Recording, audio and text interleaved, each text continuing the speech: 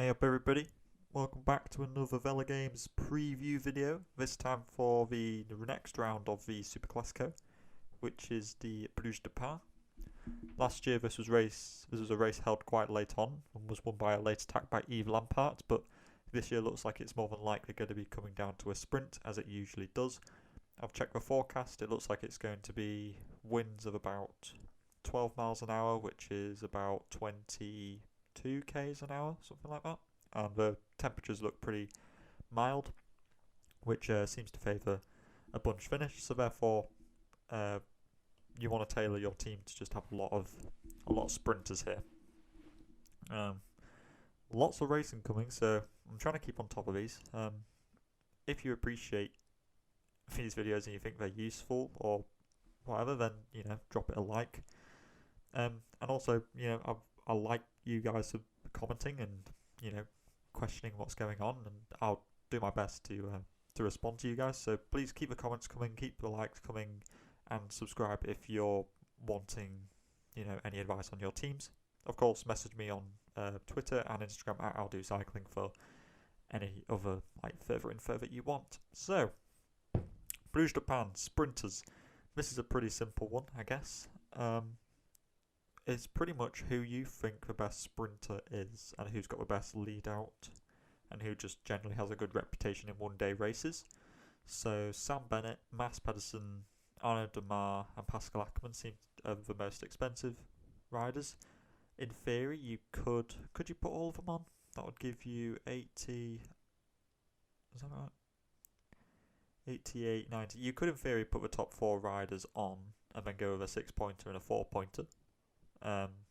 So you could go Bennett. Oh, I've already got Bennett in the team.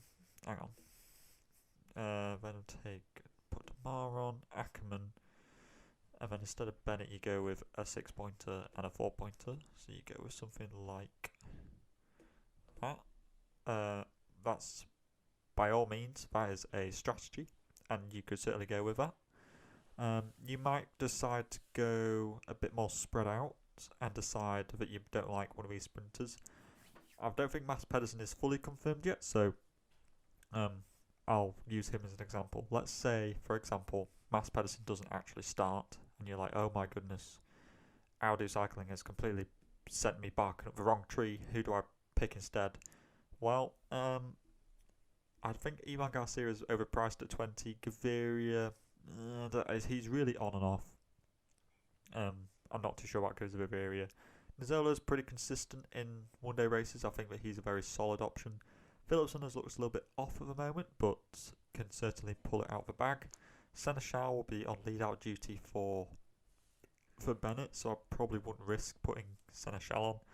Viviani, maybe, but I'd be favouring Nizzolo more than likely over him and Ackermann. So lots of 20-pointers. Who you pick is completely up to you, but I think that the names I just said are better. Of course, there's only one 18-pointer in Sonny Colbrelli, but I don't think he'll be winning. He's not a fast enough sprinter. You'd be better off looking a few places down and picking David Decker of Jumbo-Visma, who looked really good at the UAE Tour, a very good one-day racer, and one person who I'll be looking to probably try and fit onto my team. I think that 16 points is a very good value for him. Mezgec, again, another fantastic rider. Maybe not hilly enough for him. I'm not sure if he's got the pure speed to be beating some of these other guys. Edward Turns will be the leader if Mads Pedersen doesn't start. I mean, again, Turns is good, but I'm not sure about him winning is the only question. But so for 16, I'd be favouring Decker over, and Danny Van Poppel, I'd be favouring Decker again. 14-pointers, Case Ball usually looks good in one-day races and has a whole team around him. Buhani is a bit hit and miss, as is Cockard. Both could finish in the top 5, or equally could both finish outside the top 20. It really depends. Halverson has looked, or just Univax in general have looked good as of late, but again, I don't think Halverson will be winning. He'll more than likely finish 8th to 10th. Laporte, again, one of those guys who'll finish 5th to 7th, something like that. Jake Stewart is a really interesting one, but I consider him more to be a puncher. And on these pure flats finishes, I wouldn't say that he's the favourite, and especially since they've got Damar. I think that Jake Stewart will be more than likely working for him.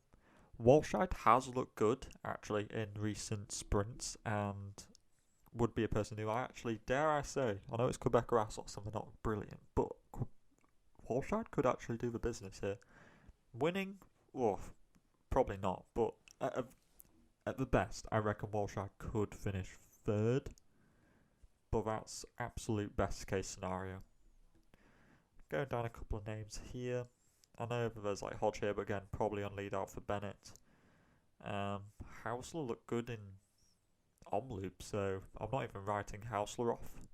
I won't be putting him as your main pick, only if you absolutely needed a 12-pointer. I'd probably put on. Well, sorry about that. 12-pointer, I'd probably put on Hugo Hofstadter, maybe, I think. 10-pointers, Bauhaus I like, just because I think that he's faster than Hausler and Colbrelli. That's just my opinion. Over 10-pointers, Marc Sarrault hasn't looked fast, but will be the leader for FDJ. No, he's not here with FDJ anymore, he's with AG2R Citroën. 8-pointers, now we're starting to get a bit lower now. 8-pointers I'm not really too big fan of. Now let's say you go with a strategy that I said at the start and you pick the big four, and then you go with a 6-pointer and a 4-pointer, and you're thinking, oh, who do I go with a 6-pointer and 4-pointer? You could pick Rudy Barbier, but the risk is that Israel, Startup Nation, have a good 4 to 5 sprinters here, so therefore whether he's going to be the guy is not certain. So I probably wouldn't risk that. Gabs Calais is fast, but again, he'll be finishing top 15 more than likely. I think there is a better pick here who's coming up. Timothy Dupont. He crashed at that race the other week. I can't remember the name of it. Norcos, somewhere over like that. I had him on my team, but he crashed in the final 50 metres. I think that Timothy Dupont for 6 point is such a bargain. I would honestly be putting him at the 10 points to 14 points bracket. I think that he's an absolute steal, and is must go on your team if you're looking for a low point rider. Going down a couple more, Caden Groves, possibly. Hugo Houle is probably the fastest man for Astana Premier Tech. Oh, I'll pick that guy. Who else? And to be honest with the rest of you, I haven't seen too many. Olav Koij, if Decker doesn't feel up to it, maybe. Again, but a bit of a gamble. DuPont's probably the better shout out of that. Lienhardt will be working for Damar. I forgot. No, he is a sprinter, but he'll be working for Damar. Moschetti just won a one-day race. It wasn't against that good competition, but just a name. Just giving you all the options. Selig is the reason why I think Ackerman will do better this race, because Selig is Ackerman's lead-out man, and just really flying down the last few names. I'm not seeing anybody. 4-pointers I've barely even looked at. I'd more than likely be banking on assist points. Go with a rider who you think could win and pick somebody on their team. Clement Davy for Damar. Who else have we got? We've got... there's not that many riders. You could go with Fingston if you think that Decker's going to win. Go with Salmon if you think that Cal Ball's going to win. Harry Sweeney, just a shout out. I'm not sure he's going to win, but just a cool rider all in all. That's about it. There was one more rider. Was it Tyson? There he is. Gerben Tyson for Lotto Soudal. Probably the fastest guy they've got, so just another 6 points to throw in there. Maybe you decide to put him in instead of a 4-pointer. Go with 2 guys there and work your way around. I'm going to have to finish the video here because I try and stick myself to 10 minutes. If I know that was a bit fast, message me. Drop a comment if you need to know anybody specific. I'll be happy to respond to you. And yeah, that's it for Blues Japan. Be back next time. Not sure which one that'll be, but keep your masks on, stay safe, and I'll talk to you next time. Salut!